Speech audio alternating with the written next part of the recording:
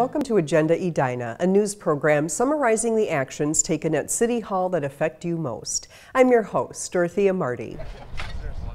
After more than a decade of pleas from local athletic associations for indoor fields, construction of the $12 million Edina Sports Dome is underway.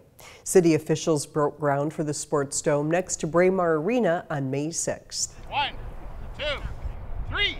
It was very much a grassroots effort. I know that the community of Edina has been talking about wanting and needing a sports dome for over 10 years, and I think all the pieces of the puzzle were in place, and I couldn't be more proud of the effort that our associations put forward.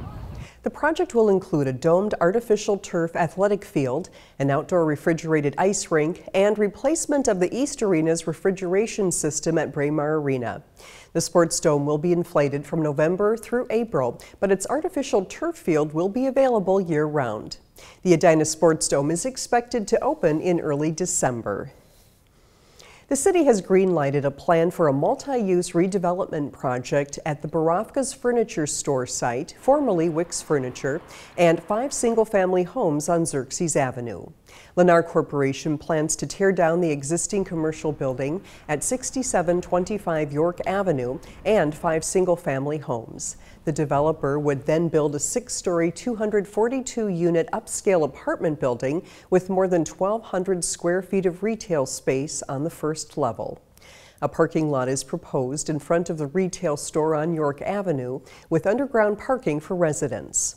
Surface spaces would be available along the north and south lot lines for resident guests. I think the townhomes are an improvement to the streetscape. I've been up and down that road many times, studying it, observing it, and I look at what people are looking at right now with the back end of Cub Foods and some of those fences and the other things. And this is going to be a residential setting. To me, that improves the streetscape. Earlier this month, the City Council amended its comprehensive plan and granted preliminary rezoning for the project. Lennar is expected to seek all final approvals from the city before the end of June. 2 city employees recently received the Tom Oye Human Rights Award for their efforts in developing an outreach program to the Somali American neighborhoods in Edina.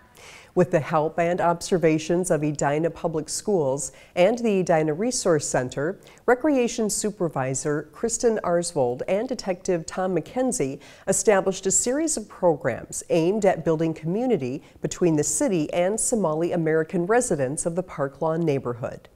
Arsvold and McKenzie's efforts have resulted in decreased crime and more involvement from the Somali American communities in city programs. Tom and I met with some folks at the Red Cross who brought in a safety mobile that came about 4 times throughout the summer, did a lot of safety, water safety to fire safety to stranger danger. And then Tom came up with the idea of we should offer a babysitting course. A lot of these families are leaving a child home watching other children and maybe don't have the skill set that they should have for watching other children. And so we brought a Red Cross babysitting course in, and we had quite a number of kids, and it was a really successful program. For their efforts, the Human Rights and Relations Commission honored the duo with the 2014 Tom Oye Human Rights Award, given annually to someone who lives or works in Edina and fosters respect and dignity for others, models courage or compassion in the advancement of human rights, and demonstrates leadership by example for improving human relations or advancing human rights. Both Kristen and Tom's interdepartmental teamwork, initiated by the both of them, has demonstrated leadership by example for improving and advancing human rights in Edina.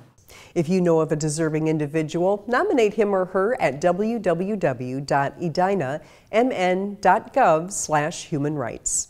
Thanks for watching this episode of Agenda Edina. I'm your host, Dorothea Marty.